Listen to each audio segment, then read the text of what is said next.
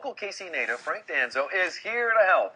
He's the author of the book, People Hire People, Not Resumes. Good to see you, Frank. Thanks for being with us this morning on Fox 4 News at 8. My pleasure, Nick. A resume is still important, but you've developed a 30-second resume test in 5 questions. First off, why did you develop this resume test? Well, when you send your resume in most cases you have about 30 seconds to get a hiring manager's attention. And that's not my number, that's national numbers. So it's got to be quick.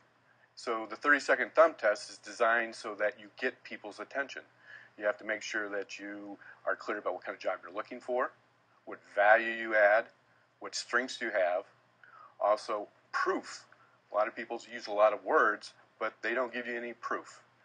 And you got to make sure that your resume, that only your name can be on that resume. It's got to be unique to yourself versus who cares whose name's on it. All right, let's get into the questions here. First question up is it clear the type of job I am looking for?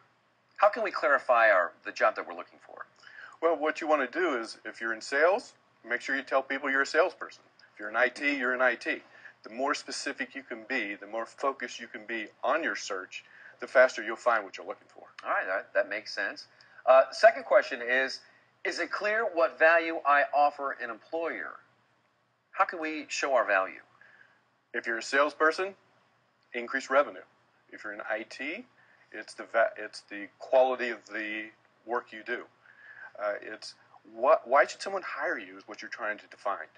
And the third question you have, is it clear what my strengths are? How can we get that point across in our resume?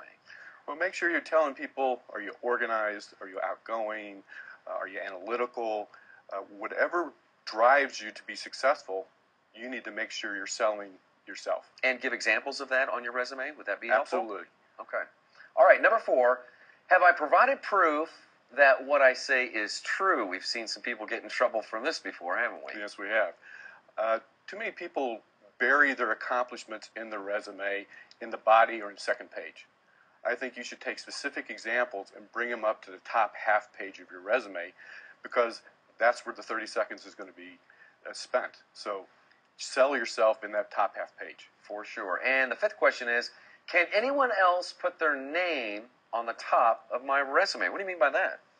Well, if either one of us can put our names on the same resume, why would someone pick either one of our resumes? It should be so unique to you that only you can put your name on it, so that when people see it, they'll want to talk to you, and that's the goal. Yeah, and that 5th question is really important, because if you don't catch their attention in the 30 seconds, it's going to go over here and be forgotten. Go right into the circle file. His new book is People Hire People, Not Resumes, by Frank Danzo. Frank, it's good to see you. Thanks for coming on with us this morning. Well, thanks for having me.